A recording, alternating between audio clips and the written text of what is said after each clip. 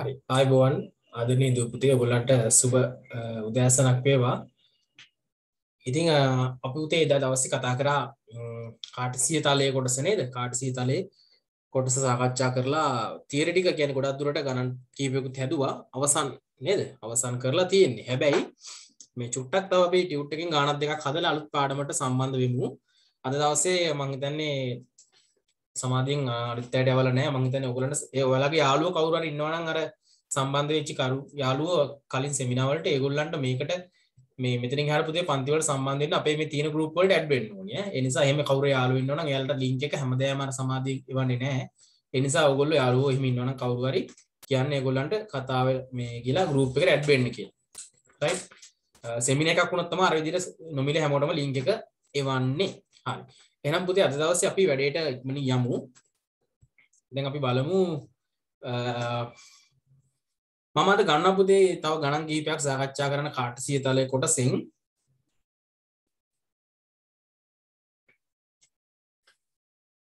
අපි ගමු ටියුට් එකේ ප්‍රශ්නාංක 19. ප්‍රශ්නාංක 19 මම ගන්නවා පිටු අංක 6. බලන්න පුතේ දැන් ටියුට් එක ගත්තත් ඔයගොල්ලන්ට පේනවා මේ දවස් ටිකේ අපි ටියුට් එකෙන් නෙවෙයි කළේ. ඒ නිසා ගණන් ගොඩක් ඔයාලට තියෙනවා. මම දීපු ගණන්නේ බෝඩ් එකේ හැදුවේ සෙමිනාර් නිසා. නමුත් දැන් ඔයාලට ටියුට් එකෙන් හදන්න පුළුවන්. දැන් අපේ සාමාන්‍ය ක්ලාස් එකේ යන්නේ. එතකොට මීට කලින් පාඩම අපි මගහැරලයි ආවේ ඇත්තටම. ස්ථානයක පිහිටීම කියන පාඩම පුතේ අපි මේ පාඩමෙන් පස්සේ සාකච්ඡා කරනවා. මම සෙමිනාර් එක නිසා මේ පාඩම සෙමිනාර් එකට ගත්තා. රයිට්. එහෙනම් අපි යමු අපේ කීවෙනි ප්‍රශ්නෙටද? 19 වෙනි ප්‍රශ්නෙට. බලන්න. x සහ y අක්ෂ දිගේ ඍණ 5 සිට ධන 5ත් එක් අංකණය කරන ලද ඛණ්ඩාංග තලයක් ඇඳ එම ඛණ්ඩාංග තලයේ පහත දැක්වෙන සරල රේඛා හතරම අඳින්න කියනවා. ඔන්න බලන්න පුතේ x සහ y අක්ෂ දිගේ ඍණ 5 සිට ධන 5ත් එක් අංකණය කරන ලද ඛණ්ඩාංග තලයක් ඇඳ එම ඛණ්ඩාංග තලයේ පහත දැක්වෙන සරල රේඛා හතරම අඳින්න. ඔන්න සරල රේඛා හතරක් දීලා තියෙනවා. මොනවද සරල රේඛා හතර? y සමානයි ධන 3 y සමානයි ඍණ 3 x සමානයි ඍණ ධන 4 x සමානයි ඍණ 3 y සමානයි ධන 3 y සමානයි ඍණ 3 රේඛාව අඳින්න ඕනේ අපි x සමානයි 4 රේඛාව අඳින්න ඕනි x සමානයි ඍණ 3 රේඛාව අඳින්න ඕනේ. මෙන්න මේ සරල රේඛා ටික අඳින්න ඕනේ. x සහ y අක්ෂ දිගේ ඍණ 5 සිට ධන 5 එක් අංකණය කරලාද ඛණ්ඩාංග තලයක් අඳින්න. එහෙනම් පුතේ x අක්ෂයේත් y අක්ෂයේ දෙකේම දෙපැත්තට ධන 5යි ඍණ 5යි තියෙනවා. මේකෙත් ධන 5යි ඍණ 5යි. අපි මේ කියන විදිහට කාටසිය තලයේ අඳින්න ඕන. ආයි කියවන ප්‍රශ්න බලන්න. x සහ y අක්ෂ දිගේ ඍණ 5 සිට ධන 5ත් එක් අංකණය කරන ලද. x සහ y අක්ෂ වල ඍණ 5යි ධන 5යි තියෙන්න ඕනේ. එහෙනම් අපි බලමු මොකද්ද මේ කතාව කියලා. අන්න ඒ කියන ආකාරයට කාටසිය තලයේ අඳින්න ඕන. අපිට අවශ්‍ය විදිහට අපිට පුළුවන් කැමති විදිහට බෑ දැන්. ඒ කියන්නේ පුතේ x අක්ෂය ගත්තොත් මේකනේ x අක්ෂය. මේකේ ධන පැත්තට ධන 5 වෙනකන් තියෙනවා. මේකේ ඍණ පැත්තට ඍණ 5 වෙනකන් තියෙනවා. y අක්ෂයේ ධන පැත්තට ධන 5 වෙනකන් තියෙනවා. ඍණ පැත්තට ඍණ 5 වෙනකන් තියෙනවා. ඒකනේ කියන්නේ x සහ y අක්ෂ දිගේ ඍණ 5 සිට ධන 5ත් එක් අංකරණය කරන ලද. දැන් පහකට බෙදාගමු. අඩුම පහට ඕනේ. 1 2 3 4 5. ධන 1 ධන 2 ධන 3 ධන 4 ධන 5. මේ පැත්ත හරි. මේ පැත්තට අපිට ඕනේ ඍණ 1 ඍණ 2 ඍණ 3 ඍණ 4 ඍණ 5. එහෙත් ඍණ 5ටම ඕනේ ඈ. ඍණ 5ට අඳින්න ගියාම ඍණ 6ට යන්න කියලා නම් එහෙම අවුලක් නැහැ. හැබැයි ඍණ 5 වෙනකන් අත්‍යවශ්‍යයි. ඍණ 5ට අඩු වෙන්න බෑ. මෙහෙටත් එහෙමයි පුතේ. 1යි 2යි 3යි 4යි 5. 1 2 3 4 5. මේ පැත්ත ඍණ පැත්ත ඍණ 1 ඍණ 2 ඍණ 3 ඍණ 4 ඍණ 5. right. ඔන්න අපේ අදාළ ගානට කියන විදිහට පුතේ ඛණ්ඩාංක තලය ඇඳගත්තා. y අක්ෂයේ ධන 5 වෙනකන් ධන පැත්තද ඍණ 5 වෙනකන් ඍණ පැත්තද x අක්ෂයේ ධන 5 වෙනකන් ධන පැත්තද ඍණ 5 වෙනකන් ඍණ පැත්තද ඇඳලා. දැන් අපිට කියනවා මෙන්න මේ සමහරන්න right. මෙන්න මේ සරල රේඛා හතර නැත්නම් මෙන්න මේ රේඛා හතර අපි අඳින්න ඕනේ. y සමානයි 4 රේඛාව. පුතේ y සමානයි 4 රේඛාව මොන අක්ෂයට සමාන්තර රේඛාවක්ද? කියන්න බලන්න. y සමානයි 4 කිව්වම ඔයාලට පැහැදිලි වෙන්න ඕනේ. y සමානයි 4 රේඛාව කොහෙන්ද යන්න ඕනේ? කාටවත් කියන්න බැරිද y සමානයි 4 රේඛාව කොහෙන්ද යන්න ඕනේ? sorry y සමානයි 3 sorry y සමානයි 3 y සමානයි 3 රේඛාව ඉස්සරම දිලා තියෙන පුතේ y සමානයි 3 රේඛාවනේ ඒ රේඛාව කොහෙන්ද යන්න ඕනේ y සමානයි 3යි කියන්නේ පුතේ ඒක x අක්ෂයට සමාන්තර රේඛාවක් y අගය හැම වෙලේම 3 වෙන්න ඕනේ. කියන්නේ x අක්ෂයට සමාන්තර රේඛාවක් y 3ේදී යන්න ඕනේ. මෙන්න මේ වගේ රේඛාවක් අපි අඳින්න ඕනේ. ඔයා සරල ධාරය භාවිතා කරන්න මෙහෙම අඳින්න.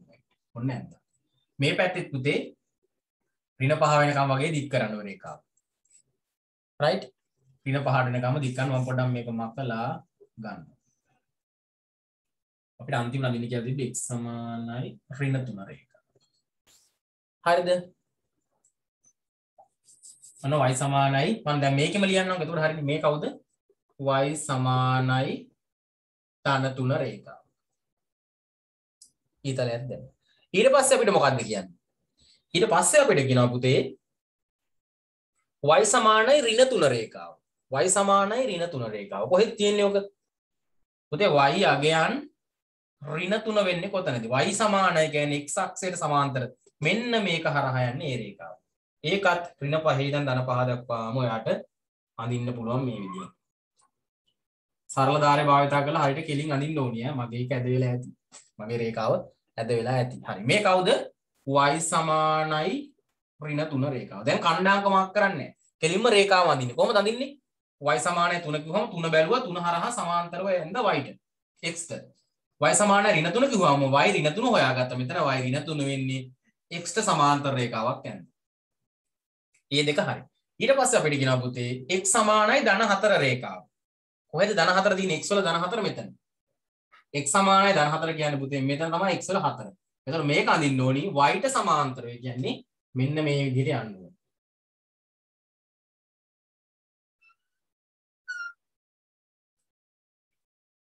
right මේ විදිහට යන්න ඕනේ. අවුලක් නැහැනේ. ඊට පස්සේ පුතේ අපිට කියනවා x සමානයි ඍණ 3 රේඛාව.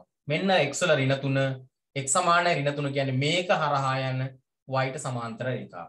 අපිට පුළුවන් මේකත් ධන 5 සහ ඍණ 5 දක්වා දික් කරන්න ඉතින්. හරියට අන්න.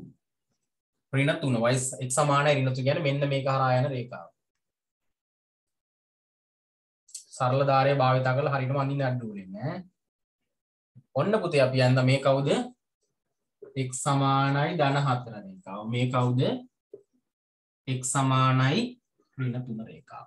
දැන් ඔය රේඛා 4 ඇඳලා පස්සේ පුතේ කියනවා මෙම සරල රේඛා 4 ඛණ්ඩාංක ලියා කියලා. පුතේ මේක ප්‍රශ්නේ පුංචි වචනයක් අඩුයි ඇත්තටම. මෙහෙම ලියන්න ඕනේ. මෙම සරල රේඛා 4 ඡේදන ලක්ෂ්‍යවල ඛණ්ඩාංක. එහෙම හදාගන්න එතන ටියුට් එකේ 19 වෙනි ප්‍රශ්නේ. මෙම සරල රේඛා 4 ඡේදන ලක්ෂ්‍යවල ඛණ්ඩාංක ලියා එම රේඛා 4 ඡේදනයෙන් ලැබෙන සංවෘත සරල රේඛීය තල රූපය හඳුන්වන විශේෂිත නම ලියා දක්වන්න. කියනවා. එහෙනම් මොකද්ද කියන්නේ? මෙම සරල රේඛා 4 ඡේදන ලක්ෂ්‍යවල ඛණ්ඩාංක ලියන්න. ප්‍රශ්නේ එහෙම හදාගන්න. මෙම සරල රේඛා 4 එහෙම තියෙනවනේ ප්‍රශ්නේ. ඡේදන ලක්ෂ්‍යවල ඛණ්ඩාංක. අන්න එතන දාගන්න. ඡේදන ලක්ෂ්‍යවල ඛණ්ඩාංක කියලා හදාගන්න. මෙම සරල රේඛා 4 ඡේදන ලක්ෂ්‍යවල ඛණ්ඩාංක ලියා. අපිට වචනේ දාගන්න තියෙන්නේ ඡේදන ලක්ෂ්‍යවල කියන එක විතරයි. ඡේදන ලක්ෂ්‍යවල ඛණ්ඩාංක ලියා. right. එහෙනම් අපි බලමු ඡේදන ලක්ෂ්‍ය කවුද කියලා. මෙන්න මුතේ මෙතනදී එකක් ඡේදන වෙනවා. මෙතන අනිත් ඡේදන ලක්ෂ්‍ය මෙතන අනිත් ඡේදන ලක්ෂ්‍ය. මෙතන අනිත් ඡේදන ලක්ෂ්‍ය. දැන් බලන්න පුතේ මේ ඡේදන ලක්ෂ්‍යවල ඛණ්ඩාංක ලියන්න ඕනේ. ඒ කියන්නේ අපි මේ ලක්ෂයේ ඛණ්ඩාංක කාටද කියන්න පුළුවන් මේ ලක්ෂයේ x ඛණ්ඩාංකය y ඛණ්ඩාංකය. කාටද කියන්න පුළුවන්. මෙන්න මේ ලක්ෂයේ ඛණ්ඩාංක මොනවද? බලන්න පුතේ x වලින් කීයද y වලින් කීයද බලන්න. මේ ඛණ්ඩාංක කියන්නේ. මේ ඡේදන ලක්ෂයන්නේ ඡේදන ලක්ෂයක් කියන්නේ කැපෙන තැන. මෙතන කැපෙනවනේ පුතේ රේඛා. එහෙනම් බලන්න මෙතන පුතේ කවුද? අංකේ ධන 4 ධන 3. ධන 4 ධන 3. කාට හරි ප්‍රශ්නයක්ද? මේ පුතේ ධන 4 ධන 3 මේ x ඛණ්ඩාංකය මේ y ඛණ්ඩාංකය. හරි ලේසි. මෙයා ලියන්න බලන්න. මේ ඡේදන ලක්ෂය ලියන්න බලන්න. මේ ඡේදන ලක්ෂ්‍ය කියන්නකො. මේ කැපෙන තැන ලක්ෂ්‍ය මෙන්න මේ ලක්ෂ්‍යයේ ඛණ්ඩාංක කියන්නකො. කාටද පුළුවන්? මේ ලක්ෂ්‍ය උඩින් x ඛණ්ඩාංක කීයද? 4. දාන 4. y ඛණ්ඩාංකය ඍණ 3. ඍණ 3 කියලා කියන්න. මේක කියන්න බලන්න මේ ඡේදන ලක්ෂ්‍ය කවුද කියලා කියන්න බලන්න.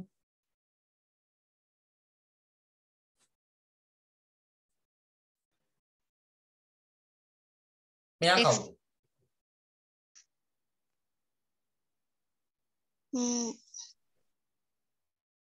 මෙයා කවුද? y ඛණ්ඩාංකය ඍණ 3. x ඛණ්ඩාංකය කීයද? ඍණ 3 මේ. y ඛණ්ඩාංකයත් ඍණ 3. ඍණ 3 ඍණ 3. එහෙම නේද? ඍණ 3 ඍණ 3. ඊට පස්සේ පුතේ මෙන්න මෙයා බලන්න. මේ ලක්ෂ්‍යයේ x ඛණ්ඩාංකය මුලින් බලන්න ඍණ 3. y ඛණ්ඩාංකය ධන 3. හරි. ඊට පස්සේ කියනවා පුතේ රේඛා ඡේදනයෙන් සෑදෙන සංවෘත්ත සරල රේඛයේ තල රූපය. මේ රූපය කවුද? මේ ඡේදනය වෙලා හැදිච්ච රූපය කවුද? හොඳට බලලා කියන්න බලන්න. මෙන්න මේ රූපය. මේ එළියට ගිය දැන් නෙවෙයි මේ රූපයේ ඇතුලේ තියෙන ටික. මෙන්න මේ ටික මොකක්ද? මේ දිගට ඇඳපු ටික අමතක කරලා මේ වට වෙච්ච රූපය කවුද? මේක මොන රූපයක්ද? ඍජුකෝණාශ්‍රය. yes very good. ඍජුකෝණාශ්‍රය. එහෙනම් අපිට උත්තර ලියන්න පුළුවන් ඍජුකෝණාශ්‍රයක් කියලා.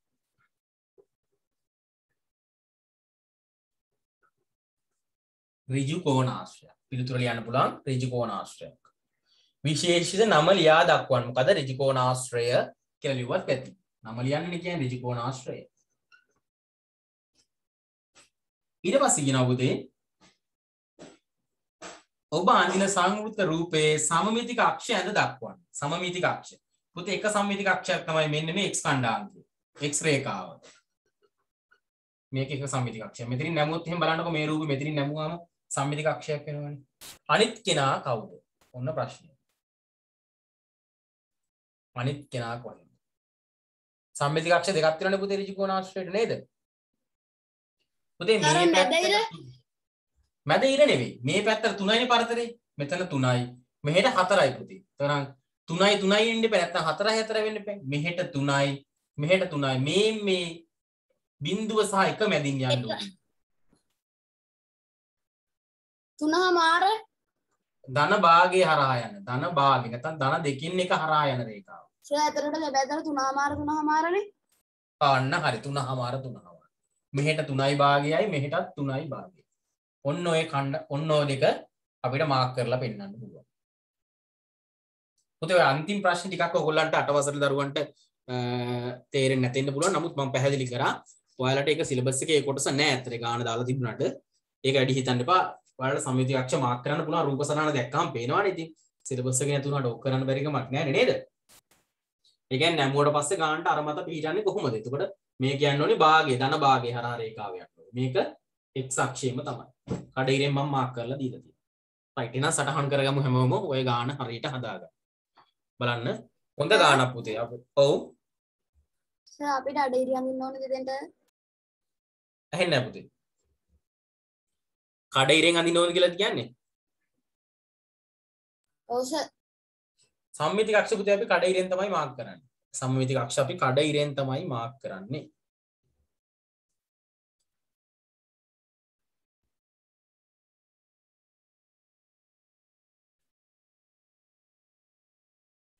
සර්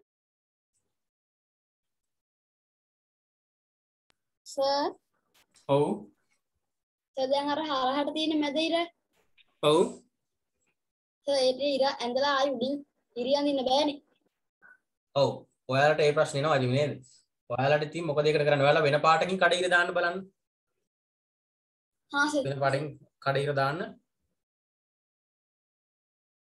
පැන්සලෙන් ඇඳනම් පෑනකින් පුළුවන් කඩ ඉර දාන්න ඉතින්. ඒක වගේ දෙයක් තමයි කරන්න වෙන්නේ. පුතේ ඊළඟ කාරණා තමයි ඔයා කාටි සීතාලේ එහෙම අඳිනකොට පැන්සල භාවිතා කරන්න අඳින වැඩවලට. මොකද හේතුව මේ අංක දාන්නත් පැන්සලෙන් භාවිතා කරන්න. දැන් ඕගොල්ලෝ පෑනෙන් ඇඳලා කමක් නැහැ. ඇඳලා දිනවනම් ඉස්සරහා ගණන් වලදී පැන්සලෙන්ම ඔක්කොම කරන්න ඛණ්ඩාංක තලෙයි. මොකද හේතුව තොර වරදින්නේ. පැන්සල භාවිතා කරමු වැරදුනත් මකන්න පුළුවන්. මේක වරදින්න ඉඩ කඩ වැඩිනේ.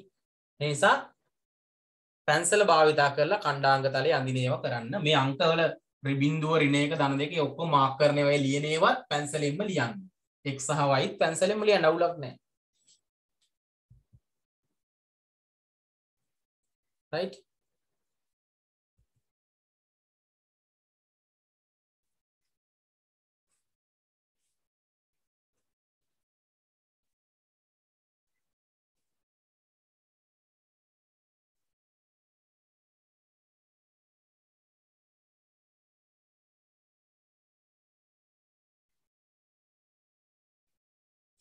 right.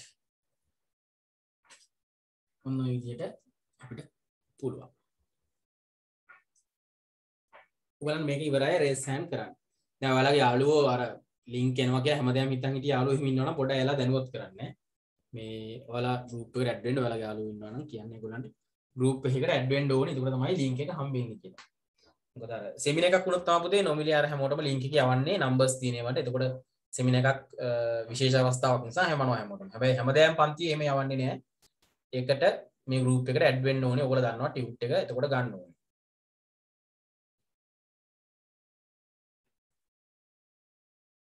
දැන් මම ඔයගොල්ලන්ට මම හිතන්නේ නොමිලේ සෑහෙන්න සෙමිනාර් එකක් කරා. ඉතින් ගොඩාක් අයට දැන් මේ වෙනකොට පන්තියට සම්බන්ධ වෙන්න අවශ්‍යතාවය තියෙන අයට සම්බන්ධ වෙන්න පුළුවන්.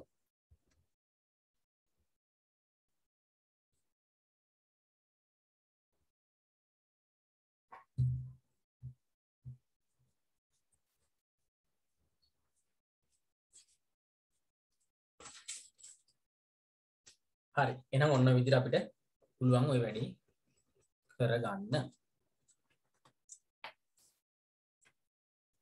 ඒ වගේ පුතේ ප්‍රශ්න ගොඩාක් තියෙනවා. ඔයාට උත්තර ලිවීමේ හැකියාව තියෙනවා. එතකොට දැන් මේ තමයි ටියුට් එකේ 25 වෙනි පාඩම අපි කරේ. නමුත් අපි 24 වෙනි පාඩම අතහැරලා ගියේ. අතහැරලා කියන මම සෙමිනාර් එකකින්ද මේ පාඩම ගත්තා. ඒක ටිකක් හොඳ පාඩමක්. ගොඩක් අයට අමාරුයි කියන පාඩමක් නිසා මම මේ පාඩම ගත්තා. මොකද අලුතෙන් එන්න දරුවන්ට පැහැදිලිව එක පාඩමක් ලස්සනට කියලා දෙන්න ඕන නිසා. හරි. එහෙනම් පුතේ මේ ඊට පස්සේ අපි අද දවසේ මේ ස්ථානයක පිහිටීම කියන පාඩමට එනවා. right? ස්ථානයක පිහිටීම කියන පාඩමට අද කතා කරනවා. ඒ කියන්නේ 24 වෙනි පාඩම ඊට පස්සේ පාඩම තමයි අපි කරලා තියෙන්නේ. හරිද? දැන් ඔය ටික කතා කරාම පුතේ අපි ස්ථානයක පිහිටීම පාඩම අවසන් කරාම අපිට සංඛ්‍යා රේඛාව කාට්සීතලයේ අවසන් ත්‍රිකෝණ නිර්මාණයේ අවසන්. එතකොට අපිට මේ 24 වෙනි පාඩමෙන් පස්සේ අපිට තියෙන්නේ පුතේ 27 වෙනි පාඩම, 28 වෙනි පාඩම, 29 වෙනි පාඩම, 30 වෙනි පාඩම පමණයි. එතකොට මම මේකෙත් දත්ත නිරූපණය හා අර්ථකථනයට සෙමිනාර් එකක් දාන්න හිතනවා. හැබැයි එක දවසින් මේ පාඩම ඉවර කරන්නත් බෑ. දවස් දෙකක් විතර යනවා. ඒකට සෙමිනාර් දෙකක් විතර පාඩම කඩලා කරන්න. ඒතකොට මේ පාඩම 27 වෙනි පාඩම සෙමිනාර් එකක් විතර යයි. එතකොට අපි දෙසැම්බර් වල 29 සහ 30 වෙනි පාඩම් වලට try කරමු. එතකොට අපි දැන් අද දවසේ ස්ථානයක පිහිටීම ටිකක් කෙටි පාඩමක් සහ වැඩි මහා ලොකු දේවල් නැති පාඩමක්. හරිද? ඒතර අපිට මේක ඉක්මනින් අවසන් කරගන්න පුළුවන්. හොඳයි පුතේ අපි ලියාගමු ප්‍රධාන මාතෘකාවක් එනම් මේකෙන් පස්සේ ස්ථානයක පිහිටීම.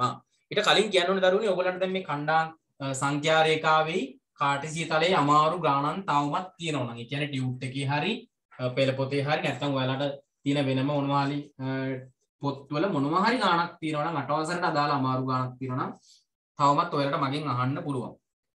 අහලා මේක හදන විදිය ඉගෙන ගන්න පුළුවන්. ඊට අමතරව තවමත් අර රෙකෝඩින් අවශ්‍යයි ඉන්නවා නම් අර සංඛ්‍යා රේඛාවේ රෙකෝඩින් එක 3ක් හැටියට තියෙනවා. සංඛ්‍යා රේඛාව එක දවසක දවස් දෙකක සංඛ්‍යා රේඛාව යනවා. කාඩ්සී තලයේ එක දවසක යනවා. හරිද? ඒවත් අවශ්‍ය දරුවෝ ඉන්නවා නම් නැවත තාමත් ඔයගොල්ලන්ට මගෙන් ඉල්ල ගන්න පුළුවන්. ගොඩක් අය ඉල්ල ගත්තා බැලුවා. ඉතින් හොඳයි සතුටුයි. ඔයගොල්ලෝ තවත් ගැටලු සහගත තැන් තියෙනවා නම් ඒ වීඩියෝ අරගෙන ඒවත් එක්ක නැවත ගණන් හදලා පුරුදු වෙන්න. එතකොට පුතේ ඉතින් අර ක්ලාස් එක සම්බන්ධයෙන් තරම් ඒක වීඩියෝ එක බලලා ඉගෙන ගන්න අමාරුයි ඇත්තට. මොකද ළමයි කෑ ගහනවා. අර හිමේ ගැටලු තියෙනවා. නමුත් ඔයාලට යම් තාක් දුරකට ඉගෙන ගන්න මේ වීඩියෝ එකත් ඇති. මොකද රෙකෝඩින් එකම නේද? එහෙනම් ඒ විදිහට තව අතපසු වෙච්ච ඒවා තියෙනවා නම් පුතේ හදාගමු අපි. රයිට් එහෙනම් අපි ලියාගමු ප්‍රධාන මාතෘකාව ස්ථානයක පිහිටීම. ස්ථානයක පිහිටීම.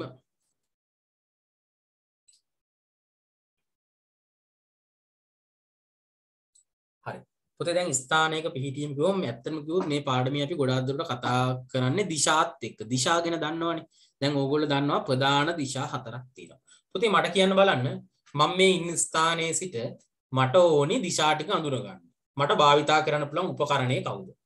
වඩාම පහසුවෙන් දිශා ටික හොයාගන්න. කියන්න කවුද? මාලිමාව. ඔව් පුතේ. ඔකට මාලිමාව. මාලිමාව මාලිමාව කියන එක දැන් හැමෝම දැකලා තියෙනවා නේද? සමහර ස්මාර්ට්ෆෝන් වල දැන් ඇප් එක පවා තියෙනවා මේ කම්පස් එකට. හරිද? එතකොට මාලිමාවෙන් ඔයාලට පුළුවන් ඉන්න ස්ථානයේ සිට උතුර හොයාගන්න. උතුරට අදාළව අර මාලිමාව කැරකුවාම උතුරට තමයි රතු කට්ට දිස් වෙන්නේ. මේ පැත්තට ඔයා මාලිමාව එන්න අකුර හැරෙව්වා. ඔව් හරි. ඉතින් ඔයාලට අනිත් දිශා ටික අඳුර ගන්න පුළුවන්. එතකොට මට කියන්න බලන්න අපේ ප්‍රධාන දිශා කීයද මොනවද කියන්න මට බලන්න. අපේ ප්‍රධාන දිශා මොනවද? ඒවා නම් කරන්න බලන්න. උතුර නැගින 4යි. උතුර දකුණ බටහිර. ඔව් හරි. උතුර නැගෙනහිර දකුණ ඔව් හරියටම හරි. ඒ කියන්නේ පුතේ අපේ ප්‍රධාන දිශා 4ක් තියෙනවා. නේද? ප්‍රධාන දිශා 4යි අපි කියනවා තව අනු දිශා 4ක් තියෙනවා. හරි. අපි ඉස්සරහම ප්‍රධාන දිශා ටික ගමු. ප්‍රධාන දිශා ටික. පුතේ අපි ප්‍රධාන දිශා වලින් අපි මේ පැත්ත අපි කියනවා උඩට තියෙන පැත්ත උතුර. අඳින්නේ උඩට උතුර. දැන් උඩ නෙවෙයි උතුර තියෙන්නේ ඈ. උතුර තියෙනවා කියන්නේ නෙවෙයි. මේ උතුරට ප්‍රතිවිරුද්ධ පැත්ත දකුණ කියනවා. නැගෙන පැත්ත අපි කියනවා නැගෙනහිර කියලා. බටහිර. පොඩි නා ප්‍රධාන දිශා 7. එතකොට මේ ප්‍රධාන දිශා දෙකක් අතර අංශක 90ක කෝණයක් තියෙනවා. ප්‍රධාන දිශා දෙකක් අතර ස්ථානයක පිහිටීම ප්‍රධාන මාතෘකාව විතරයි මම කිව්වේ තාම. හරිද? ස්ථානයක පිහිටීම. එතකොට මම මේ දිශා ගැන පොඩ්ඩක් මතක් කරගන්න. අපිට ප්‍රධාන දිශා 4යි. උතුර නැගෙනහිර දකුණ බටහිර. පුතේ අපිට උතුරට ඉංග්‍රීසි වලින් කියනවා north කියලා. එතකොට අපි n අකුර භාවිතා කරනවා north. නැගෙනහිර අපි කියනවා east කියලා. එතකොට අපි e අකුරත් භාවිතා කරනවා. අකුරු ටිකත් මතක තියාගන්න. ඉංග්‍රීසි අකුරුත් වැදගත් ඈ. උතුරට north කියනවා. ඒ නිසා n අකුර. නැගෙනහිරට east කියනවා.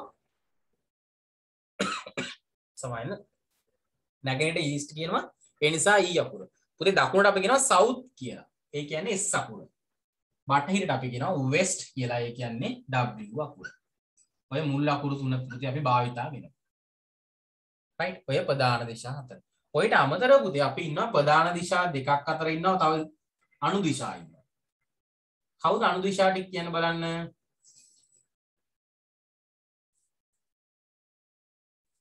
මේ උතුර නැගෙනහිර දකුණ බටහිර. දැන් මට කියන්නකෝ පුතේ උතුර සහ නැගෙනහිර අතර ඉන්න අනු දිශාව කවුද? ඊසාන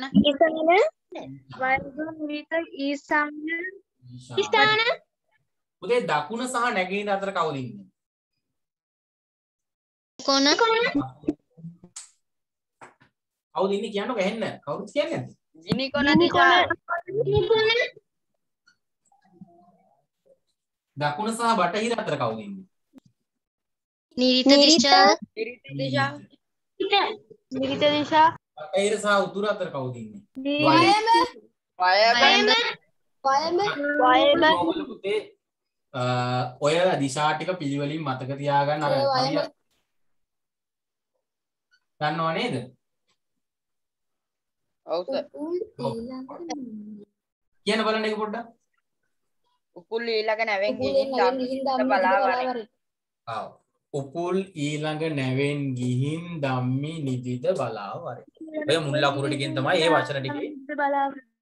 ඔව්. ඔයාලා දන්නවද ඔකට තව එකක් තියෙනවා.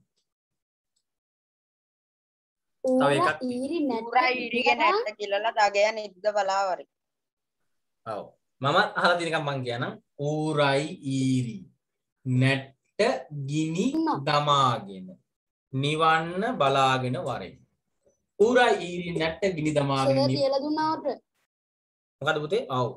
මම කලින් මගේ 6 වසරේදී මම කියන්නේ ඔව්. ඌරයි ඊරි නැට්ට ගිනි දමාගෙන නිවන්න බලාගෙන වරේ. ඔයගේ මොනවා හරි ක්‍රමයකට ඔයාලට මතක තියාගන්න පුළුවන්. ඒවා නෝට් වල එහෙම ලියන්නේ නැහැ. ඒවා මතක තියාගන්න හදාගත්ත පහසු වාක්‍ය නැත්නම් කවි විතරයි. ඒවා ගණිතේරවත් විශේෂ විෂයකට අදාළ දේවල් නෙවෙයි ඈ. මතක තියාගන්න පහසුට හදාගත්ත දේවල්.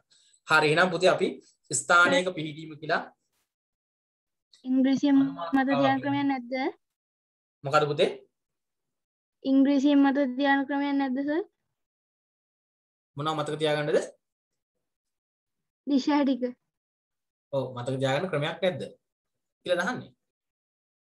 ඔව් සර්. ඔයා කියන එකෙන් කැඩි කැඩි ඇහෙන පුතේ.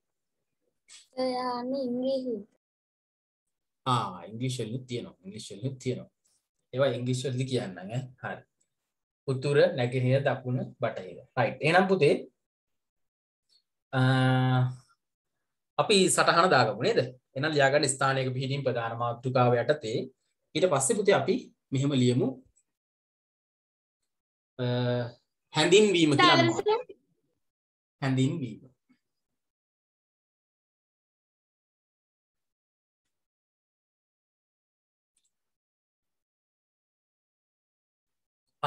ඔයාලා දන්නවද පුතේ උතුර සහ නැගෙනහිර මැද ඉන්න ඊශානට ඉංග්‍රීසි වලින් මොකක්ද කියන්නේ කියලා?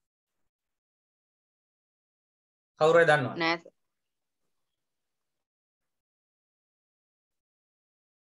දන්නේ නැද්ද කවුරු? ඒක මතක තියාගන්න ලේසි පුතේ.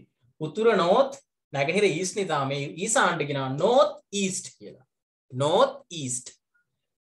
නැගෙනහිර සහ දකුණ අතර ඉන්න පුතේ ගිනි කොනට කියනවා අපි south east කියලා. බටහිර සහ දකුණ අතර ඉන්න අපි නිරිතට අපි ඉංග්‍රීසි වලින් කියනවා දකුණ කියන්නේ south නේ බටහිර කියන්නේ west. එහෙනම් south west කියනවා. ඒ වගේ එහෙම නම් තමයි දෙක මැද නම දාලා තියෙන අර දෙකේ එකතුවක්. north මෙයා west නිසා north west y. හරි. හැඳින්වීම හරි. එහෙනම් පුතේ අපි මෙහෙම වාක්‍යයක් ලියමු. හැඳින්වීම යටතේ මෙහෙම ලියමු වාක්‍යයක්. යම් නිශ්චිත ස්ථානයක සිට යම් නිශ්චිත ස්ථානයක සිට යම් නිශ්චිත ස්ථානයක සිට යම් නිශ්චිත ස්ථානයක සිට මාලිමාවක් මගින් යම් නිශ්චිත ස්ථානයක සිට මාලිමාවක් මගින්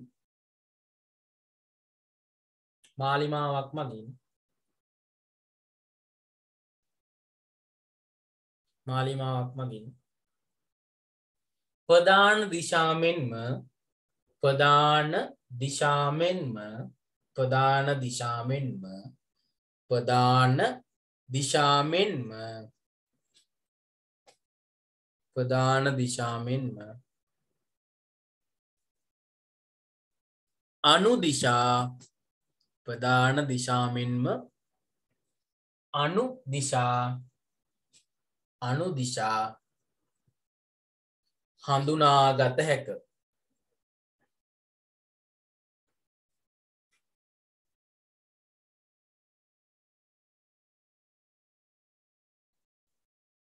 හොඳයි. එහෙනම් පුතේ අපි ප්‍රධාන දිශා කියලා මේ chart එක දාගමු ටක් ගාලා. ඉංග්‍රීසි අකුරත් එක දාන්න ඊට පස්සේ අනු දිශා කියලා අනු මාතෘකාවල් ලියලා මේ ඔක්කොම දාගමු. අනු දිශාවලදී පුතේ මේවා ලියන්න එපා නම්. එතකොට ඒවත් අනු දිශා වෙනවනේ නිකන් ඒ ඇඳලා තිබ්බට ලියන්න එපා. අනු දිශාවල නම් ටික විතරක් ලියන්න. අරක ඇඳලා තියන්න. සර් දෙන්නම අඳින්න ඕනද? හරි. ප්‍රධාන දිශා කියලා ලියන්න අනු මාතෘකාවක් ප්‍රධාන දිශා කියලා මේක ඇඳ ගන්න මේක. ඊට පස්සේ අනු දිශා කියලා ලියලා මේක ඇඳ ගන්න.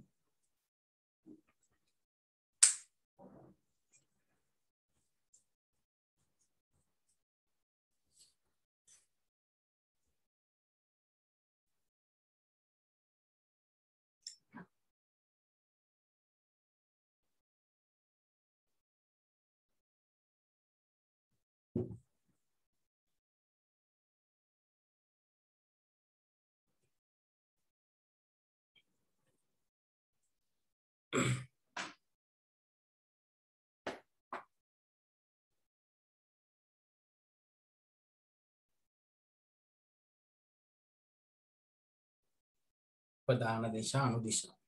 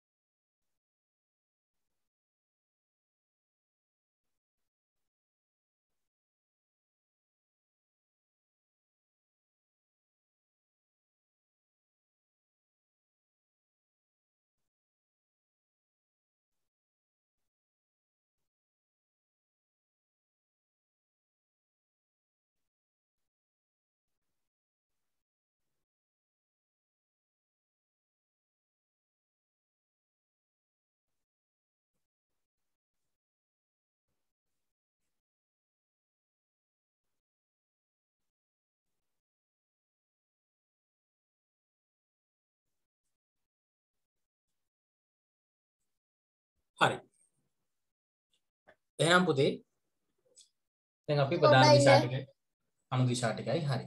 ඊට පස්සේ පුංචි වාක්‍ය දෙකක් ලියවමු. හරිද හැමෝම? සර් අන්තිමට පොඩ්ඩක් ඉන්න.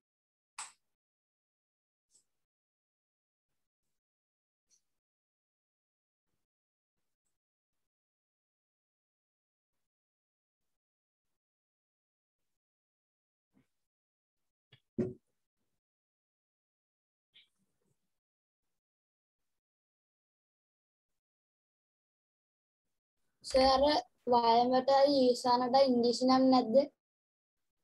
වයඹටයි ඊශානටයි.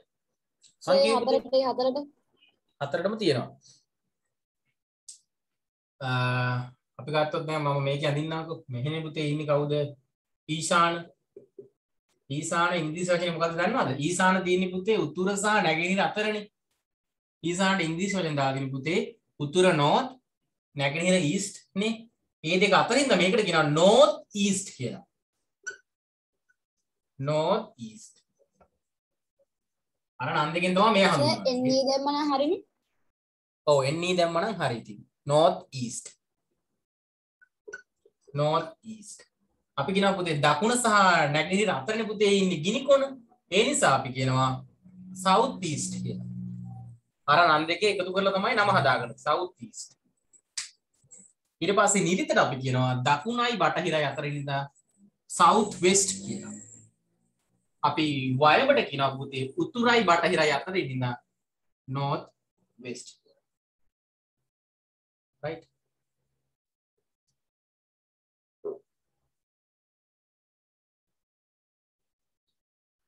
හොඳයි. ප්‍රධාන දිශා. හරි. එහෙනම් පුතා අපි පුංචි දරුවක් දාලා මෙහෙම ලියමු. ප්‍රධාන දිශා දෙකක් අතර ප්‍රධාන දිශා දෙකක් අතර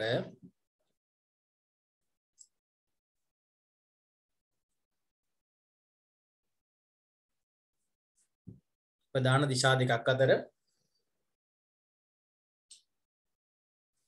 අංශක 90ක ඉතින් 90 වලින් අංශක දාන්න. අංශක 90ක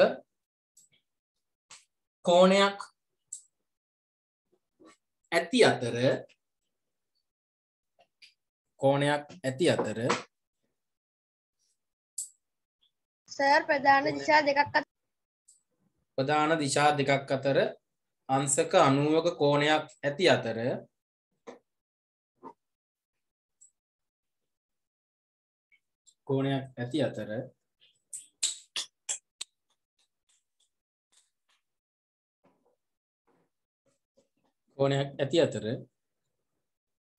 අනු දිශාවක් හා ප්‍රධාන දිශාවක් අතර කෝණයක් ඇති අතර අනු දිශාවක් හා ප්‍රධාන දිශාවක් අතර අනු දිශාවක් හා ප්‍රධාන දිශාවක් අතර අනු දිශාවක් හා ප්‍රධාන දිශාවක් අතර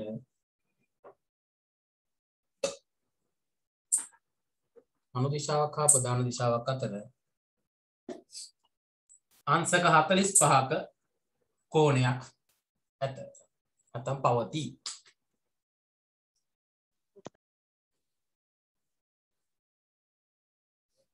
ආයි කියන්නකෝ.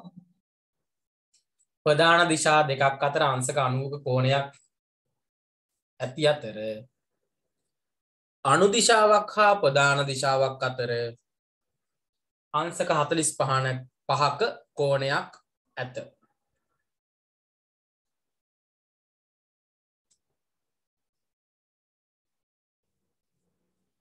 සර් මොකද?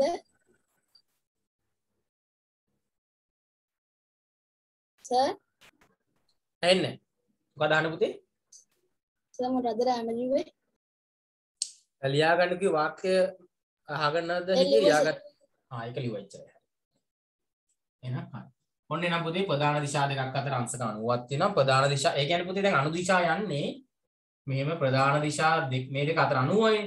ගාන්ට ඒක මැදින් තමයි අනු දිශාවක් එන්නේ. එතකොට මේක 45 වෙනවා මේක 45. පැහැදිලිනේ කතාව? හරියට මැදින් තමයි අනු දිශාව යන්නේ ප්‍රධාන දිශා දෙකක් මැදින්. දැන් හිතන්නකෝ අපිට පුතේ ස්ථානයක් මෙතන අපේ ගෙදර තියෙනවා. නිවස.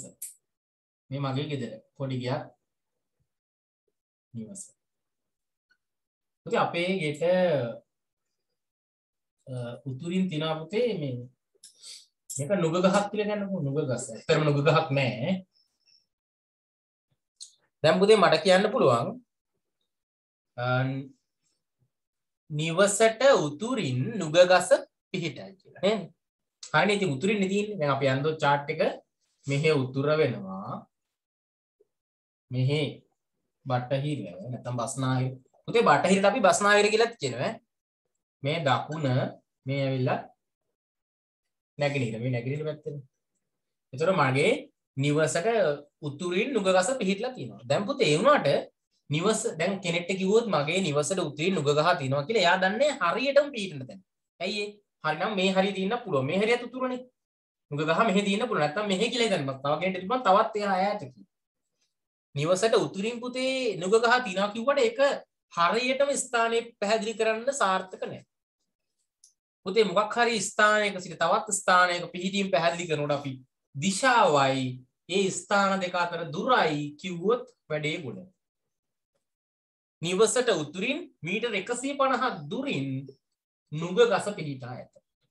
එහෙනම් පුතේ මොකක් හරි තැනක ඉඳන් තවත් තැනක ස්ථානයක පිහිටීම ප්‍රකාශ කරනකොට අපිට දිශාවයි ඒ ස්ථාන දෙක අතර දුරයි අවශ්‍ය වෙනවා. පැහැදිලිද මං කියන එක?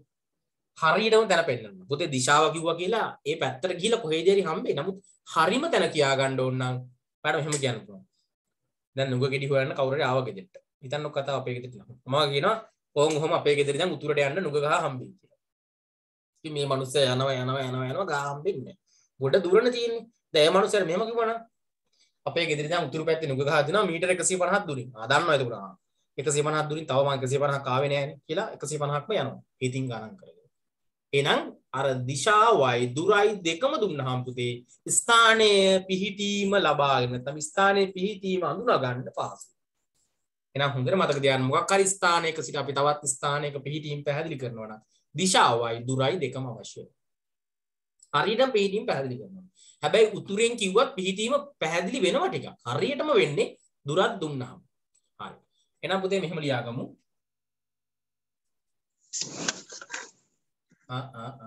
මේ chart එක දාගමුකෝ 150 මීටර් මේ දුර නුග ගස දාගන්න.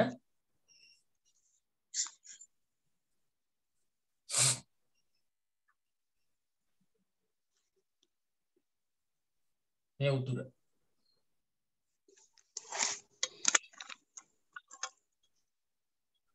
පහළ ලියන්න නිවසට උතුරින් මීටර් 150ක් දුරින් නුග නෝනනේ ගස පිහිටයි. මෙහෙම කිව්වොත් අඳින්න. හරි අඳලා මේක ලියමු.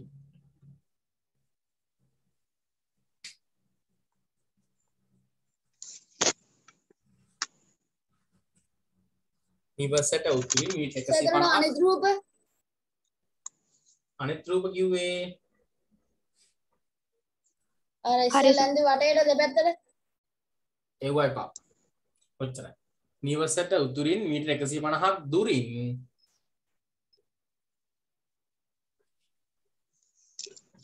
නුග ගස පිහිටයි.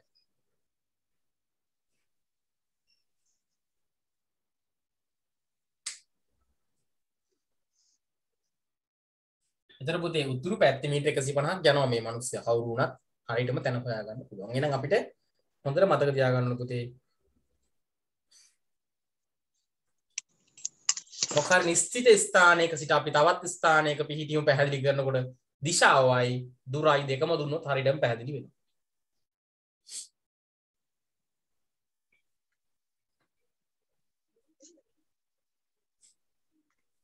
right. හරි නේද?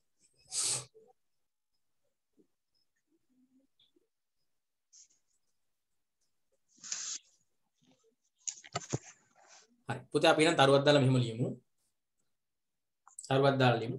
යම් නිශ්චිත ස්ථානයක සිට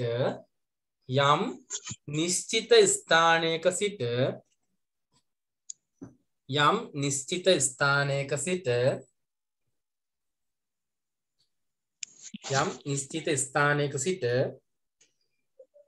තවත් ස්ථානයක් පිහිටන දිශාව. යම් නිශ්චිත ස්ථානයක සිට තවත් ස්ථානයක් පිහිටන දිශාව. තවත් ස්ථානයක් පිහිටන දිශාව. තවත් ස්ථානයක් පිහිටන දිශාව.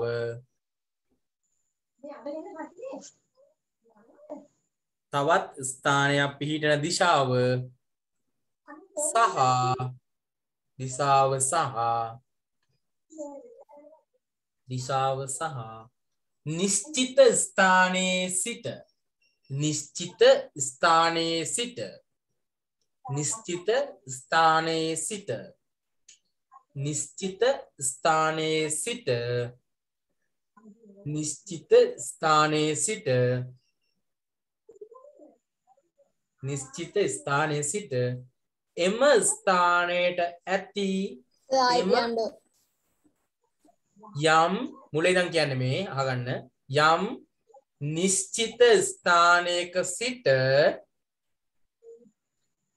තවත් ස්ථානයක්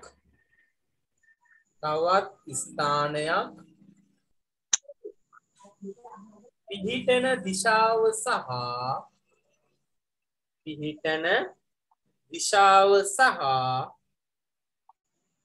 පිහිටන දිශාව සහ නිශ්චිත ස්ථානයේ සිට නිශ්චිත ස්ථානයේ සිට නිශ්චිත ස්ථානයේ සිට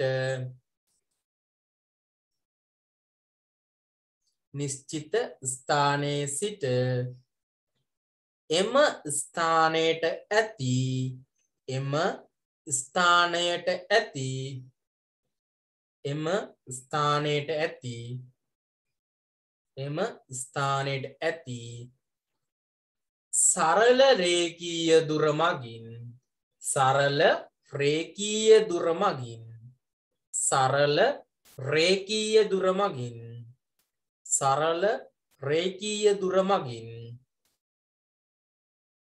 සරල රේඛීය දුර මගින් එම ස්ථානයේ පිහිටීම එම ස්ථානයේ පිහිටීම එම ස්ථානයේ පිහිටීම පැහැදිලිව එම ස්ථානයේ පිහිටීම පැහැදිලිව එම ස්ථානයේ පිහිටීම පැහැදිලිව එම ස්ථානයේ පිහිටීම පැහැදිලිව එම ස්ථානයේ පිහිටීම පැහැදිලිව එම ස්ථානයේ පිහිටීම පැහැදිලිව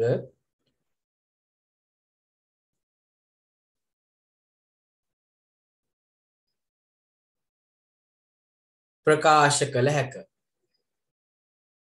ප්‍රකාශ කළ හැක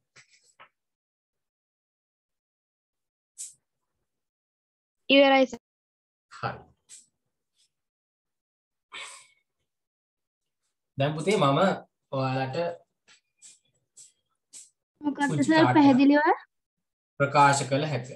ඔන්න පුතේ මම චූටි රූප සටහනක් ගන්නවා මේ නිවස පුතේ මෙහෙන් උතුරෙන් ඉන්නවා කවුද දන්නවද? අපි ගමු නුග ගහමු. නුග ගහ.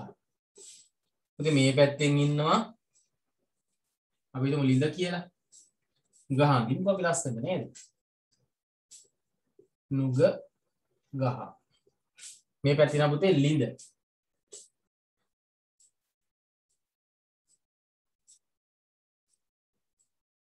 අඳින්නද?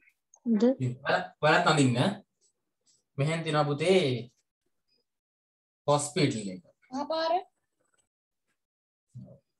මේ හොස්පිටල් එක අතරේ දැන් මේකයි ඈ. රෝහල. මෙහෙන් තියෙනවා පුතා.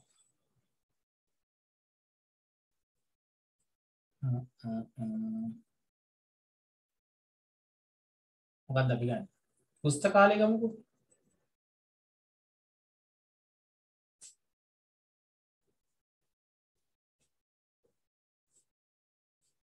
පුස්තකාලය. මේ පැත්තේ තියෙනවා පුතා බස් නැවතුම.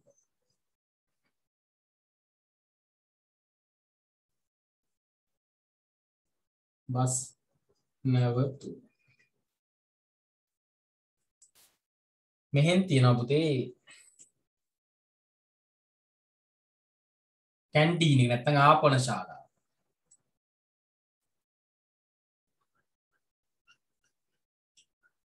ඉක්මනින් ඇඳගමු. ආපන ශාලාව මෙන්න මෙහෙ තමයි තියෙන්නේ නිවසේ ගේට්ටුව.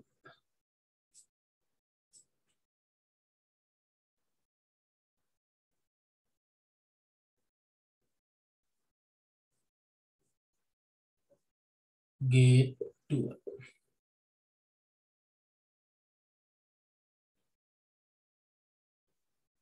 හරිද? මේ පැත්තේ තියෙන පුතේ පන්සල.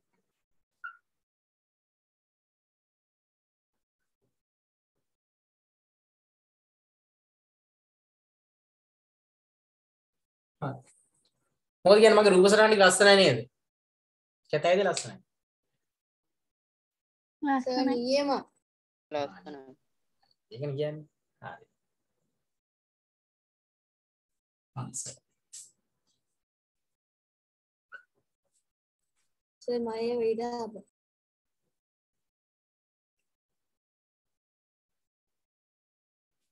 හරි. එහෙනම් පුතේ අපි දිශා ටිකත් මාක් කරගමුකෝ මෙහෙම.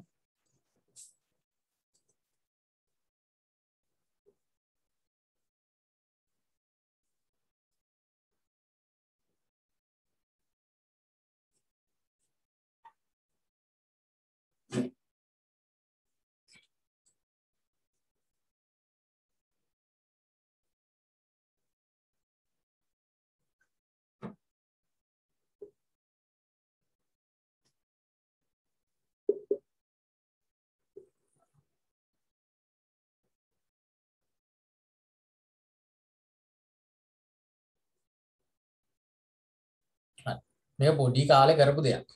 මොකද්ද? අපි දැන් වාක්‍ය ලියන්නයි හදන්නේ. හරි ආසයි, ලේසි, පහසුයි. මම එක වාක්‍යයක් කියනවා. මෙන්න බලන්න. නිවසට නැගෙනහිරෙන් ළිඳ පිහිටා ඇත.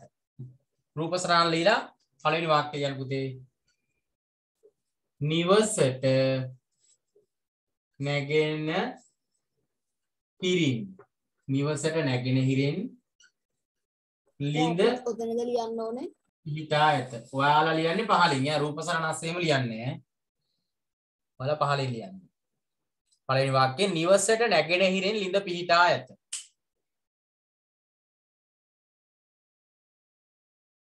හරි. හැමෝම ඇඳගෙන ඉවරද කියන මට කවුරු ඇඳින කෙනෙක් ඉන්නවද තාම? ඔව් සර් අඳිනවා අඳින්න එනවා. ඇඳලා මේ පළවෙනි වාක්‍ය විතරක් ලියන්න. ඔයාලා වාක්‍ය දැනට ලියන්න එපා. මම කිව්වට පස්සේ තමයි ඔයාලට වාක්‍ය ලියන්න පුළුවන්. පළවෙනි වාක්‍ය විතරක් ලියා ගන්න. නිවසට නැගෙනහිරෙන් ළිඳ පිහිටා ඇත.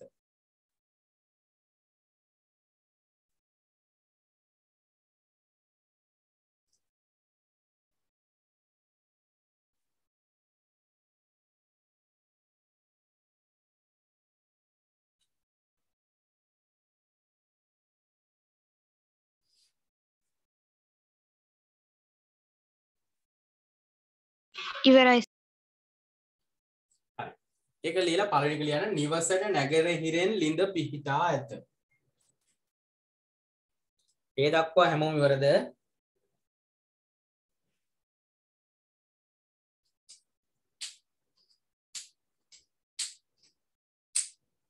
නෑ සර්